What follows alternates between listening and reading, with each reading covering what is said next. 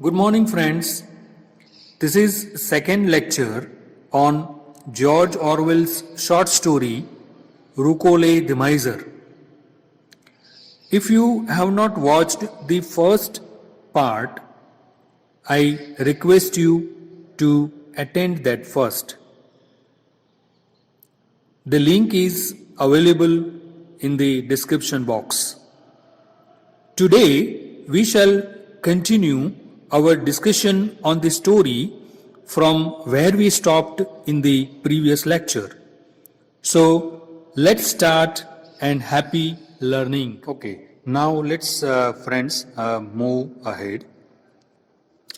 Like many misers, Rukole came to a bad end through putting his money into a wildcat scheme.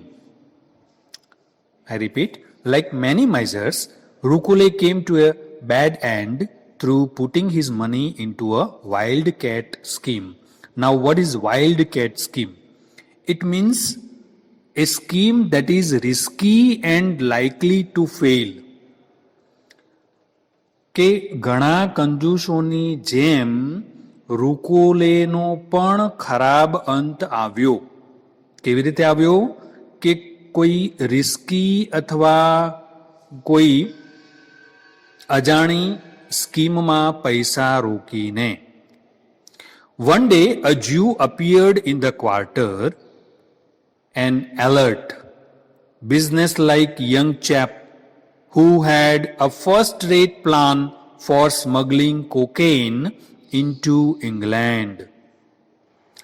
એક દિવસ એ Jew એટલે કે Jewish જે Jew ધર્મનો હોય તેઓ એક યંગ એક યુવાન હોશિયાર જે સ્માર્ટ છોકરો કે જે કોઈ બિઝનેસમેન જેવો લાગતો હતો, એક અલર્ટ, રાઈટ, અલર્ટ એટલે કે એક વિજિલન્ટ પર્સન આવ્યો કે કોઈ છુપો અથવા કોઈ ગેરકાયદે કોઈ જે ગેરકાયદેસરનો બિઝનેસ ધંધો અથવા કોઈ એવું કાર્ય કરતો હોય તેવો તે ક્વાર્ટરમાં દેખાયો, હોટેલમાં. Who had and that Jew had a first-rate plan for smuggling cocaine into England. તેની પાસે એક પ્લાન હતો, ફર્સ્ટ રેટ પ્લાન, કે તેમાં કોકેનની સ્મગલિંગ કરવાની હતી, જે ઇંગ્લેન્ડમાં કોકેનની સ્મગલિંગ. હવે કોકેન એક નશાયુક્ત પદાર્થ છે, ખૂબ જ ખરાબ અને જે હેલ્થને પણ નુકસાન કરે તેવું, અને આ જે વસ્તુ છે તે પ્રોહિબિટેડ છે વર્લ્ડ વાઇડ, રાઈટ. તો અહીંયા કોકેનની સ્મગલ કરવું એટલે ગેરકાયદેસર રીતે એક પ્રદેશમાંથી બીજા પ્રદેશમાં કોઈ વસ્તુને પહોંચાડવી અથવા ઘુસાડવી. It is easy enough, of course, to buy cocaine in Paris, and the smuggling would be quite simple in itself. Only there is always some spy who betrays the plan to the customs or the police. લેખક એવું કહે છે કે સરળ છે cocaine પેરિસમાં ખરીદવું, અને એનું સ્મગલિંગ પણ વધારે સરળ હતું. Only there is always some spy.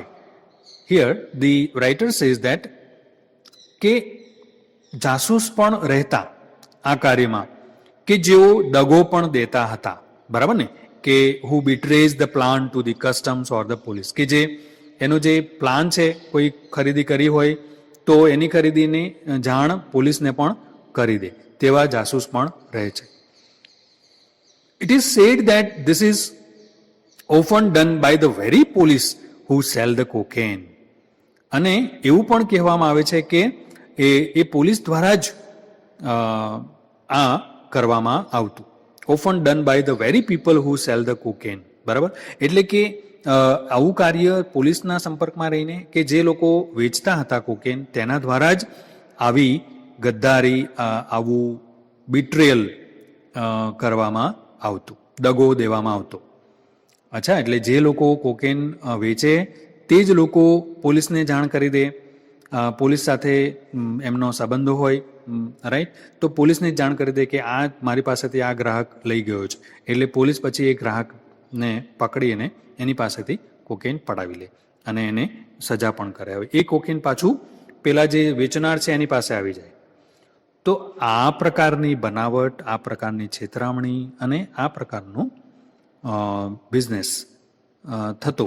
તો અહીંયા તે સમયની વાત છે, લેખક કહે છે. So, it is said that this is often done by the very people who sell the cocaine, because the smuggling trade is in the hands of a large combine who do not want competition. કારણ કે smuggling trade એ એવા મોટા, હવે કમ્બાઇનનો અર્થ અહીંયા શું થાય છે? Combine means અહીંયા એ અર્થ થાય છે કે group of persons or a group of companies is working together for business, right? એટલે એ આ જ પ્રકારનો બિઝનેસ જે કરતા હોય તેવા લોકો, એવી કંપનીઓ, રાઈટ, કે જેઓ કોમ્પિટિશન ઈચ્છતા નહોતા. The Jew, however, swore that there was no danger. હવે અહીંયા આ જ્યુ તે ક્વાર્ટરમાં, તે ત્યાં વસાહતમાં આવે છે, તે હોટલમાં આવે છે અને આવી સ્કીમ લઈને આવે છે, બરાબર, કે જે કાર્ય ગેરકાયદેસર હતું. અને રૂકોલેને પણ સમજાવે છે સ્કીમમાં ઇન્વેસ્ટમેન્ટ કરવા માટે.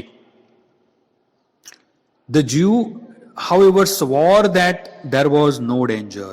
જો કે તેને સોગંદ પણ ખાધા કે તેમાં કોઈ ભય નહોતો. He knew a way of getting cocaine direct from Vienna.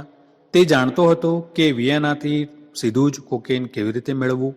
Not through the usual channels, સરળ કે સ્વાભાવિક જે નેટવર્કથી નહીં, ચેનલથી નહીં. And there would be no blackmail to pay, અને તેમાં કોઈ વચેટિયાને પૈસા આપવાની કે કોઈ બ્લેકમેલની પણ શક્યતા નહોતી. આવું જ્યુ ખાતરી આપી. He had got into touch with Rucolle through a young Pole. હવે આ જે જ્યુ હતો તે રૂકોલેના સંપર્કમાં આવ્યો. રૂકોલે નો સંપર્ક કર્યો કોના દ્વારા? અ યંગ પોલ દ્વારા, એક યુવાન પોલ. પોલનો અર્થ થાય છે પોલેન્ડનો વતની. Okay, a person from Poland. તો પોલેન્ડનો પણ વતની એક હતો. તો તેના દ્વારા રૂકોલેના સંપર્કમાં આવ્યો કોણ? જ્યુ. અને જ્યુ પોલની મદદથી રૂકોલેને આ સ્કીમ સમજાવે છે અને નાણાં ઇન્વેસ્ટ કરવા માટે કહે છે. હવે અહીંયા આ જે પોલ હતો એટલે કે પોલિશ પણ કહી શકાય, અથવા પોલેન્ડનો જે વતની pole. He was a student at the Sorbonne who was going to put 4,000 francs into the scheme if Rukole would put 6,000. આ જે પોલ હતો તે આ સ્કીમમાં 4,000 ફ્રેન્ક રોકવાનો હતો જો રૂકોલે 6,000 એટલે કે 6,000 ઇન્વેસ્ટ કરે તો. ઓકે, એટલે કે રૂકોલે 6,000 ઇન્વેસ્ટ કરશે અને પોલ 4,000, એમ કરીને 10,000માં આ લોકો આ કાર્ય કરવાના છે. For this they could buy 10 pounds of cocaine, અને આનાથી તેઓ 10 કિલો એટલે કે 10 pounds કોકેન ખરીદે. Which would be worth a small fortune in England, કે જે ઇંગ્લેન્ડમાં તેમના માટે એક સારું નસીબ લઈને આવે. એટલે કે એમની સંપત્તિ થાય, તેમને ફાયદો થાય, બેનિફિટ થાય ઇંગ્લેન્ડમાં જો તેને લઈ જવામાં આવે તો. Now, here, friends, in this story, we have come to know that Rukole, the miser, was contacted by, or he was explained the scheme, wild wildcat scheme by the Jew. And here the Jew came into contact with Rukole with the help of Paul. Okay, and the Paul was a student at the Sorbonne University, and he was going to invest 4,000 francs in this scheme if Rukole would invest 6,000 francs. And with the help of 10,000 francs, they could buy 10 pounds of cocaine, to make more money. Through this scheme of smuggling cocaine from France to England. Now, let us read further. The Pole and the Jew had a tremendous struggle to get the money from between old Rucole's clothes. હવે આ બાબતે pole અને Jew ને ઘણો સંઘર્ષ કરવો પડ્યો વૃદ્ધ રૂકોલેના નાણાં મેળવવામાં. એટલે કે વૃદ્ધ રૂકોલે કે જે કંજૂસ હતો અને તેના પંજામાંથી નાણાં મેળવવા માટે ઘણો સંઘર્ષ કરવો પડ્યો પોલ અને જ્યુને. 6,000 francs was not much. He had more than that sewn into the mattress in his room, but it was agony for him, for Rukole, to part with her sou. લેખક કહે છે કે 6,000 ફ્રેન્ક્સ રૂકોલે માટે ઘણા નહોતા. તેની પાસે તો તેનાથી પણ ઘણા હતા જે ઓશિકામાં સીવેલા હતા, મેટ્રેસમાં એની ચાદરમાં, એના ગોદડામાં સીવેલા હતા, જે એના રૂમમાં હતું.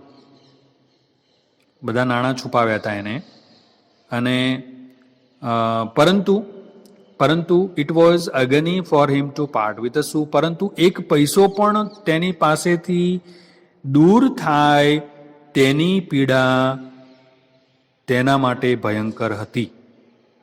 The Pole and the Jew were at him for weeks on end, explaining, bullying, coaxing, arguing, going down on their knees and imploring him to produce the money. આના માટે પોલ અને જ્યુને કેટલો બધો સંઘર્ષ કરવો પડ્યો. વીક્સ, અઠવાડિયાઓ સુધી તેને સમજાવતા, તેની સાથે બળજબરી કરતા, તેને ખૂબ જ સારા શબ્દોમાં તેને સમજાવવા માટે, રાઈટ, અને તેની સાથે વિવાદો કરીને અને તેને લાલચ આપીને, અને બીજું તો રૂકોલેના ઘૂંટણીએ પડીને, એને ઘૂંટણીએ પડીને પણ તેની પાસેથી પૈસા કઢાવવાના હતા આ સ્કીમમાં રોકવા માટે. તો આટલો બધો સંઘર્ષ પોલ અને જ્યુએ કર્યો. The old man was half frantic between greed and fear. હવે આ વૃદ્ધ, લેખક કહે છે, વૃદ્ધ ઓલમોસ્ટ ગાંડો થઈ ગયો. તે મૂંઝવણમાં પણ હતો. એક બાજુ લાલચ હતી, ગ્રીડ, લોભ હતો, અને બીજી બાજુ ડર હતો કે જો એના નાણાં ખોવાઈ જશે તો, એના નાણાં ફસાઈ જશે તો, એના નાણાં જતા રહેશે તો એનો ભય પણ હતો. પરંતુ બીજી બાજુએ લોભ પણ હતો, લાલચ પણ હતી કે આટલા આ નાણાંના 4-5 ગણા પણ થાય અને ટૂંક સમયમાં તે વધારે પૈસાદાર થઈ જાય, તો એનો લોભ પણ હતો. તો આ એક કોમન સાયકી બતાવી છે, એક મનોવૈજ્ઞાનિક સત્ય બતાવ્યું છે, એક કંજૂસ વ્યક્તિનું, એક લોભી વ્યક્તિનું, કે જે ગ્રીડી હોય, લોભી હોય, લાલચુ હોય, તો એની જે મનોવ્યથા છે, એની જે માનસિક સ્થિતિ છે, તે આવી પરિસ્થિતિમાં હોય. ખૂબ જ સરસ રીતે વર્ણન કરેલું છે લેખકે. હવે આગળ આપણે વાંચીએ છીએ. Let us read further. His bowels yearned at the thought of getting perhaps 50,000 francs profit, and yet he could not bring himself to risk the money. હવે લોભી હોય ત્યાં ધુતારા ભૂખે ન મરે, અને લોભી હોય તેને તે પણ મૂંઝવણ હોય કે તેને રિસ્ક પણ ન કરવું હોય, એટલે કે તેને કોઈ સાહસ પણ ન કરવું હોય અને પૈસા કમાવા હોય. ઓકે, તો આ એક કોમન ડિલેમા જોવા મળે છે in the psyche of a miser. હવે તેના પેટમાં એ ઈચ્છા પણ હતી કે આ 6,000ની સામે તેને 50,000 ફ્રેન્ક્સનો નફો થશે, છતાંય તે આ સાહસ કરવાનું વિચારતો હતો. સાહસ કરવું કે ન કરવું તેની મૂંઝવણમાં હતો અને અર્ધ પાગલ અવસ્થામાં હતો. મોટેથી બૂમ પાડતો હતો એકલો રૂમમાં, જેના કારણે આજુબાજુના લોકોને પણ હવે તો ખબર પડી ગઈ હતી કે આ લોકો કંઈક એવું કાર્ય કરવા જઈ રહ્યા છે કે જે કાયદેસરનું નથી. Now let us read further. He used to sit in a corner with his head in his hands, groaning and sometimes yelling out in agony, and often he would kneel down. He was not very pious. લેખક એવું કહે છે, often kneel down and pray for strength, but still he couldn't do it. લેખક એવું કહે છે કે તે એક ખૂણામાં બેસીને માથા ઉપર હાથ દઈને એ પીડાતો અવાજ કાઢીને, ક્યારેક ક્યારેક તો ચીસો પણ પાડીને પેનમાં કે હવે શું કરવું શું ના કરવું, મારે એક બાજુ વધુ નફો જોઈએ છે પરંતુ બીજી બાજુ મને ડર છે, તો હવે શું કરવું. એટલે કે તે આ જે નફો એને મળવાનો છે તે પણ જતો કરવા ઈચ્છતો નથી, અને બીજી બાજુ એને સાહસ પણ નથી કરવું, તો હવે તે શું કરશે. તે જો કે પાયસ નથી, લેખક એવું કહે છે કે તે એટલો ધાર્મિક પણ નથી, છતાં પણ હવે પ્રાર્થનાઓ પણ કરે છે. તો આ રીતનું ગાંડ પણ રૂકોલે તેના રૂમમાં, હોટેલના રૂમમાં કરી રહ્યો હતો. બટ એટ લાસ્ટ, પરંતુ છેલ્લે, એ જ જે કહેવત છે તે આપણે યાદ કરવી પડે કે લોભી હોય ત્યાં ધુતારા ભૂખે ન મરે. અને but at last more from exhaustion than anything else, એટલે કે લેખક એવું કહે છે કે થાકી હારીને, he gave in quite suddenly, અચાનક જ એને નિર્ણય કરી દીધો, એક્ઝોશનમાં, થકાવટમાં, કારણ કે એટલું બધું એને વિચાર્યું હતું કે થાકી ગયો હતો કે હવે શું કરવું. હી ગેવ ઇન, તે શરણે થઈ ગયો. ગીવ ઇન એટલે શરણે થઈ જવું. He slit open the mattress where his money was concealed, એના રૂપિયા જ્યાં સંતાડ્યા હતા તે ગોદડાના ટાંકા ખોલી દીધા. And handed over 6,000 francs to the Jew, અને કોને 6,000 આપી દીધા? પેલા જ્યુને હાથોહાથ 6,000 કાઢીને, ગોદડામાંથી કાઢીને આપી દીધા. એનો અર્થ થયો કે તે આ સ્કીમમાં જોડાઈ ગયો. વાઇલ્ડ કેટ સ્કીમ ખૂબ જ રિસ્કી કહેવાય, જેમાં નાણાં ફસાઈ પણ જાય અને ચોરાઈ પણ જાય, છેતરામણી પણ થઈ શકે અને જેલ પણ થઈ શકે, પનિશમેન્ટ, સજા પણ થાય. તેવી આ સ્કીમમાં તે નાણાં રોકવા માટે પ્રેરાયો, કારણ કે તે લોભી હતો. કંજૂસ તો હતો જ અને લોભી પણ હતો. Greedy. Okay, he was greedy. That means he has invested 6,000 francs in this wildcat scheme which was offered by the Jew. Not only that, but along with him, the Pole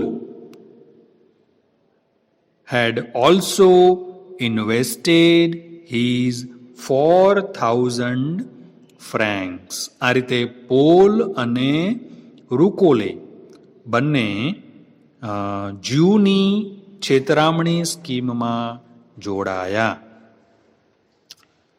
Now let us read further.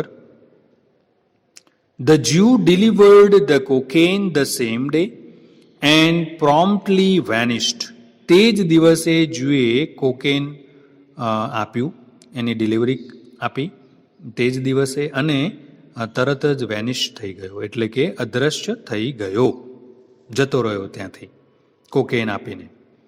And meanwhile, as was not surprising after the fuss Rucole had made, the affair had been noised all over the quarter. જે રીતે ગાડપણ રૂકોલે કર્યું હતું અગાઉ,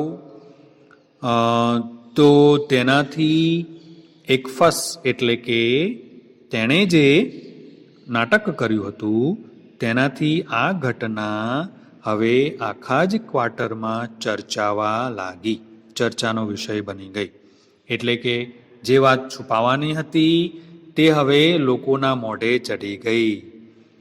The very next morning the hotel was raided and searched by the police. બીજી જ સવારે hotel ઉપર પોલીસનો છાપો પડ્યો, એટલે અને પોલીસ આવી. Rucolle and the Pole were in agonies. હવે રૂકોલે અને પોલ ખૂબ જ ચિંતામાં હતા, ખૂબ જ પીડામાં હતા. The police were downstairs. Police નીચે હતી. Working their way up and searching every room in turn. And there was the great packet of cocaine on the table with no place to hide it and no chance of escaping down the stairs. હવે આ લોકોનો room ઉપર હતો બિલ્ડિંગમાં, અને નીચે police ઉપર એક પછી એક રૂમ ચેક કરીને આવી રહી હતી. હવે રૂકોલેના રૂમમાં ટેબલ ઉપર જ કોકેનનું પેકેટ પડ્યું હતું. તેને છુપાવવા માટેની કોઈ જગ્યા હતી નહીં, અને રૂકોલે અને પોલ આ બંને ચિંતામાં હતા. તેઓ ભાગી પણ નહોતા શકતા, નીચે જઈ પણ નહોતા શકતા, કારણ કે નીચે પોલીસ હતી. The Paul was for throwing the stuff out of the window. હવે પોલ આ ચિંતામાં કોકેનના પેકેટને તે બારીની બહાર ફેંકવાનો જ હતો. But Rucolle would not hear of it. તે કહેતો હતો કે બહાર નાખી દે, પરંતુ રૂકોલેએ સાંભળ્યું નહીં. Charlie told me that he had been present at the scene. હવે નાઉ રિમેમ્બર ફ્રેન્ડ્સ કે આ જે વાર્તા છે રૂકોલેની, તે લેખકને કોણે કહી? ચાર્લીએ કહી. બરાબર.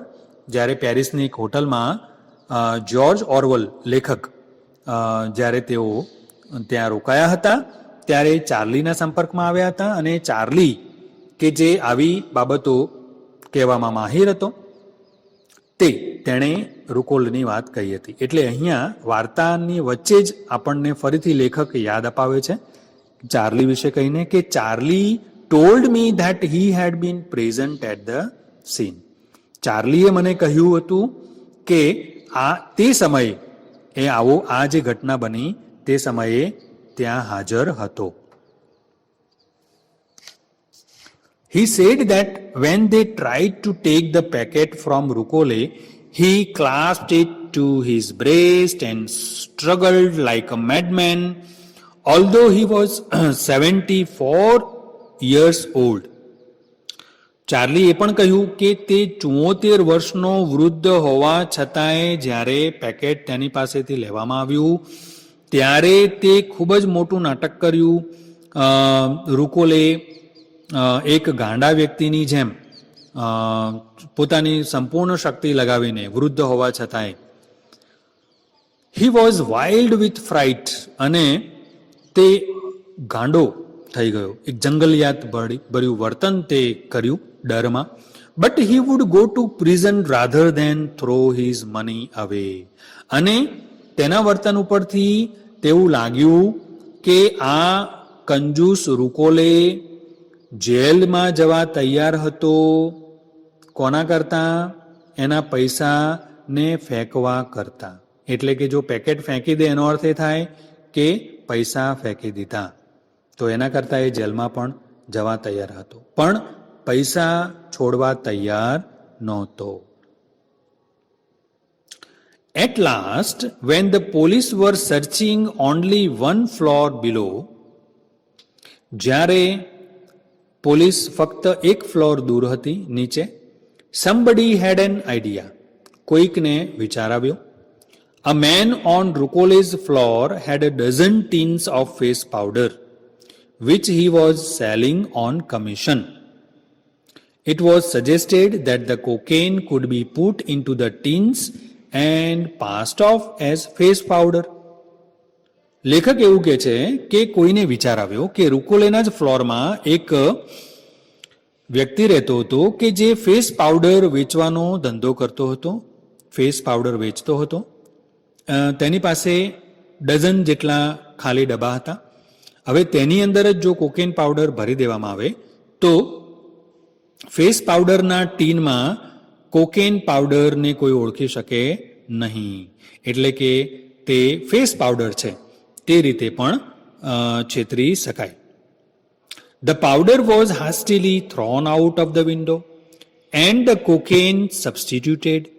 તો ફેસ પાવડરને ખાલી કરવામાં આવ્યો ટીનમાંથી, ડબ્બાઓમાંથી, અને તેમાં કોકેનને ભરવામાં આવ્યું, સબસ્ટિટ્યુટ કરવામાં આવ્યું, એટલે એકની જગ્યાએ બીજું, ફેસ પાવડરની જગ્યાએ cocaine. And the tins were put openly on Roucolle's table, અને રૂકોલેના ટેબલમાં પોલીસને જરા પણ શક ન થાય એ રીતે ખુલ્લા જ એને ફેસ પાવડરના ડબ્બાઓને ટેબલ ઉપર મૂકવામાં આવ્યા. એઝ ધો there were nothing to conceal, જાણે કે કંઈ છુપાવવાનું નહોતું એ રીતે. A few minutes later the police came to search Rukole's room. They tapped the walls, looked up the chimney, and turned out the drawers and examined the floorboards, and then just as they were about to give it up, having found nothing, the inspector noticed the tins on the table.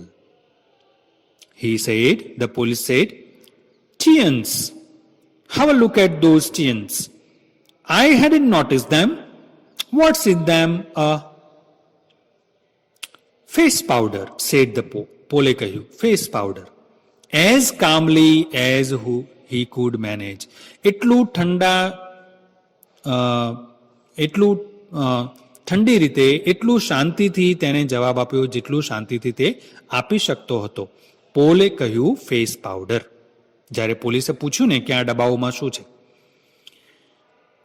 But at the same instant Roucolle let out a loud groaning noise from alarm and the police became suspicious immediately. પરંતુ તે જ ક્ષણે રૂકોલે કંઈક એવો પીડાજનક અવાજ કાઢ્યો જેનાથી પોલીસને શક થયો કે ટીનમાં કંઈક અજુગતું છે. They opened one of the tins and tipped out the contents, and after smelling it, the inspector said that he believed it was cocaine. Rukole and the Pole began swearing on the names of the saints that it was only face powder. ત્યાં રૂકોલે અને pole સોગંદ ખાધા કે face powder છે, cocaine નથી, છતાંય but it was no use. The more they protested the more suspicious the police became. જેટલું તેઓ વધુ આગ્રહ કરતા એટલું જ પોલીસને વધુ શક થયો. The two men were arrested, એટલે કે Paul and Roucolle were arrested and led off to the police station, followed by half the quarter. છેલ્લે બંનેની ધરપકડ કરવામાં આવી અને પોલીસ આ લોકોને પોલીસ સ્ટેશને લઈ જતી હતી અને તેમની પાછળ અડધી વસાહત હતી, એટલે કે હોટેલ રૂમમાં રહેનારા બીજા એમના જે પાડોશીઓ હતા તે પણ તેમની પાછળ ગયા. At the station, Rukole and the Pole were interrogated by the commissioner while a tin of the cocaine was sent away to be analyzed. Paul અને રૂકોલેની પૂછપરછ કરવામાં આવી કમિશનર દ્વારા. જ્યારે કોકેન ના જે ટીન્સ હતા ડબ્બાઓને મોકલવામાં આવ્યા લેબમાં એનું પરીક્ષણ કરવા માટે. Charlie said that the scene Roucolle made was beyond description. ચાર્લીએ મને કહ્યું હતું કે રૂકોલે તે સમયે જે સીન કર્યો એટલે કે જે નાટક કર્યું તેનું વર્ણન ન થઈ શકે તેવું હતું. Rukole wept, prayed, made contradictory statements, and denounced the Pole all at once, so loud that he could be heard half a street away. આવું નાટક કર્યું. તે રડ્યો, વિલાપ કર્યો, પ્રાર્થનાઓ કરી, આજીજી કરી અને વિરોધાભાસી વિધાનો પણ કર્યા કે જે ન સમજાય તેવા હોય, અને પોલને પણ છતો કર્યો કે મારી સાથે આ પણ હતો, અને એટલી બૂમો પાડી કે આખો રોડ, તેની આજુબાજુની જગ્યા, સ્ટેશનના આજુબાજુના લોકો પણ આ સાંભળ્યું. The policeman almost burst with laughing at him. જ્યારે આવું નાટક રૂકોલે કરી રહ્યો હતો પોતાની જાતને બચાવવા માટે, ત્યારે બીજી બાજુ પોલીસ તેને જોઈને હસી રહી હતી, તેની મજાક ઉડાવી રહી હતી. After an hour, a policeman came back with the tin of cocaine and a note from the analyst. એક કલાક પછી પોલીસમેન આવ્યો કોકેનનું પરીક્ષણ કરીને, અને તેની સાથે જેણે પણ પરીક્ષણ કર્યું હોય તે એનાલિસ્ટનો રિપોર્ટ લઈને. He was laughing. હવે આ પોલીસ હસી રહ્યો હતો. હવે જુઓ ડાયલોગ આપણે વાંચીએ છીએ. This is not cocaine, monsieur. અહીંયા ફ્રેન્ચ વર્ડ છે. મોઇઝિયરનો અર્થ થાય છે સર, બરાબર, respected sir. This is not cocaine, monsieur. What? Not cocaine? said the commissioner. My zalars, what is it then? See, અહીંયા તે કે છે, અહીંયા ફ્રેન્ચ વર્ડ આપણને જોવા મળે છે. એક તો મોઇઝિયર છે અને બીજું માયસ અલાર્સ. મોઇઝિયરનો અર્થ થાય છે વિચ ઇઝ મિસ્ટર અથવા રિસ્પેક્ટેડ સર, અને માઇઝ અલાર્સનો અર્થ થાય છે બટ ધેન, તો પછી શું છે એ રીતે, right. This is a French expression meaning but then, તો શું છે બીજું. Okay, what? Not cocaine, mais alors. What is it then? It is face powder. હા, કોકેન નથી તો શું છે? Face powder. અહીંયા આપણને જાણવા મળે છે કે તેઓએ ફેસ પાવડરની જગ્યાએ કોકેન ભર્યું હતું ડબ્બાઓમાં, તે હકીકતમાં ફેસ પાવડર જ હતો. Now we can understand that, or we have come to know that Rukole and Pole were double crossed by Jew. Okay, એટલે કે જ્યુ દ્વારા છેતરવામાં આવ્યા હતા રૂકોલે અને પોલને. એટલે કે રૂકોલ અને પોલને કોકેનની જગ્યાએ ફેસ પાવડર જ પધરાવવામાં આવ્યો હતો 10,000 ફ્રેન્કમાં. Okay, now see the end of the story.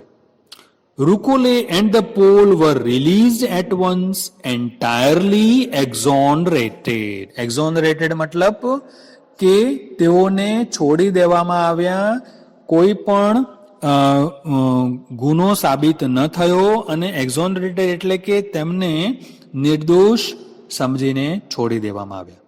That means તેઓને ક્લીન ચીટ આપવામાં આવી. બીજા અર્થમાં કહીએ તો they were absolved from crime. Okay, તેમને ગુનામાંથી મુક્ત કરવામાં આવ્યા. ઓકે, તેમને આરોપમાંથી મુક્ત કરવામાં આવ્યા. તો આટલા અર્થો થાય છે એક્ઝોનરેટના. EXONERATE. હવે ફેસ પાવડર જ હતો, કોકેન તો હતું જ નહીં. એટલે એક મોટી ચિંતા ટળી. તેઓને જેલમાંથી છોડી દેવામાં આવ્યા નિર્દોષ સમજીને. એટલે કે તેઓને તેમની ઉપર કોઈ આરોપ, કોઈ સજા નહોતી, કારણ કે તેઓએ કોઈ ગુનો જ નહોતો કર્યો. કોકેન હતું જ નહીં, ફેસ પાવડર જ હતો. ઓકે, પરંતુ બંને જણ ખૂબ જ ગુસ્સે હતા, કારણ કે તેમને છેતરવામાં આવ્યા હતા. They were being cheated. They had been cheated by the Jew. Okay, the Jew who came with the wildcat scheme. Okay, the scheme in which they had to smuggle cocaine and they would make money out of that smuggling. Okay. Now, the Jew had double-crossed them. Afterwards, when the excitement was over, it turned out that he had played the same trick on two other people in the quarter. અને ત્યારબાદ તો જાણ થઈ કે એ જ હોટેલમાં, એ જ ક્વાર્ટરમાં બીજા બે વ્યક્તિઓ સાથે પણ આ જ યુક્તિ અજમાવીને જ્યુએ છેતર્યા હતા. The Pole was glad enough to escape. Paul આનંદિત હતો કે ચાલો પૈસા તો ખોયા પરંતુ સજામાંથી તો બચ્યા. Even though he had lost his 4,000 francs. તેને 4,000 ફ્રેન્ક્સ ગુમાવ્યા હતા, છતાંય તે ખુશ હતો, કારણ કે તે આ પોલીસના ઝમેલામાં પડવામાં નહોતો માગતો, તે ગુનેગાર બનવા નહોતો માગતો, એટલે ખુશ હતો. But poor old Rukole was utterly broken down. પરંતુ બિચારો વૃદ્ધ રૂકોલે પડી ભાંગ્યો. He took to his bed at once, and all that day and half the night they could hear him thrashing about, mumbling, and sometimes yelling out at the top of his voice. પરંતુ ત્યારબાદ રૂકોલેના રૂમમાંથી અવાજો આવવા લાગ્યા, threshing, મમ્બલિંગ, તેના પીડાના અવાજો, તેના વિલાપના અવાજો. થ્રેશ about એટલે કે ખૂબ જ વાયોલેન્ટલી તે એના રૂમમાં કૂદી રહ્યો હતો, વિલાપ કરી રહ્યો હતો. મમ્બલિંગ એટલે કે speaking in a quiet and indistinct way, બોલી રહ્યો હતો, બૂમો પાડી રહ્યો હતો, અને બબડાટ પણ કરી રહ્યો હતો, અને પ્રાર્થનાઓ પણ કરી રહ્યો હતો ચીસો પાડીને. Yelling out at the top of his voice, 6,000 francs, nom de Jesus Christ, 6,000 francs. આ રીતે, એટલે કે નોમ ડે જીસસ ક્રાઇસ્ટ એટલે કે name of the Jesus Christ. Oh my God, મેં 6,000 ફ્રેન્ક ગુમાવ્યા. Oh my God. હવે લોભી અને કંજૂસ રૂકોલે, જે એનો એક પૈસો પણ એ છોડવા તૈયાર નહોતો. તમે જાણો છો, વાર્તાની શરૂઆતમાં આપણે જોયું કે તેની લાઈફસ્ટાઈલ કેવી હતી, કેવું જીવન જીવતો હતો. તેની પાસે 2.5 મિલિયન ફ્રેન્ક્સ હતા, છતાંય તે સડેલી શાકભાજી લેવા જતો અને ખાતો, બિલાડીનું માંસ એટલે કેટ્સ મીટ સસ્તું ખાતો, અને કપડાં પણ કેવા પહેરતો, કપડાં પણ જાતે જ બનાવેલા પેલા કોથળામાંથી, કોથળા જે હોય અનાજના તેમાંથી સીવીને બનાવેલા પેન્ટ પહેરતો. અને આવી જે ગરીબ માણસ પણ ન રહે તેવું પૈસા બચાવવા માટે રહેતો હતો. એની સામે એની પાસે ઘણા રૂપિયા હતા કે જેના ગોદડામાં સીવેલા હતા. હવે આવા કંજૂસ, મહાકંજૂસ પાસેથી કોઈ 6,000 ફ્રેન્ક છેતરીને લઈ જાય તો સહન ન કરી શકે, રાઈટ? 3 days later, હવે નાવ લેખક એવું કહે છે કે વાર્તાને અંતમાં જુઓ, 3 days later he had some kind of stroke. 3 દિવસ પછી એને કોઈક હુમલો થયો, એટલે કે બીમાર થયો. And in a fortnight he was dead, અને 15 દિવસમાં તો તે ગુજરી ગયો. He was dead of a broken heart, Charlie said. ચાર્લીએ કહ્યું કે એવો બીમાર થયો આ ચિંતામાં, નાણાં ખોવાની ચિંતામાં, કે 15 દિવસમાં તો તે મૃત્યુ પામ્યો હાર્ટ એટેકથી, એનું હૃદય ભાંગવાથી, એટલે કે હૃદયની બીમારીથી. આવું મને ચાર્લીએ કહ્યું. Okay, so here this is the end of the story. Very humorous story, ખૂબ જ રમૂજી વાર્તા આ છે, રૂકોલે ધ માઇઝર. એના પ્રશ્નો હું વાંચું છું, ટૂંકા પ્રશ્નો, જેના જવાબો તમારે હોમવર્ક તરીકે લખવાના છે.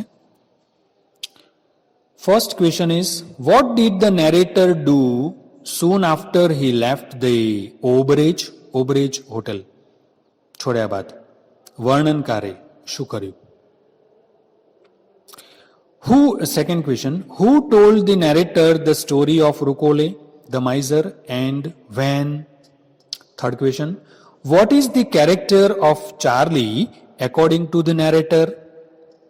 Fourth question, how did Rukole join the wildcat scheme? Fifth question, what is the strategy that they used to deceive the police? હવે ફ્રેન્ડ્સ, અહીંયા નેરેટર એટલે કોણ? લેખક પોતે, બરાબર, વર્ણનકાર. કારણ કે વાર્તાનું વર્ણન કોણે કર્યું છે? ફર્સ્ટ પર્સન નેરેશનમાં છે, એટલે આપણે એવું માનવાનું કે લેખક છે, નેરેટર અથવા ધ રાઇટર, બરાબર, વર્ણનકાર પોતે. સો here we stop. Thank you very much and all the best and happy learning.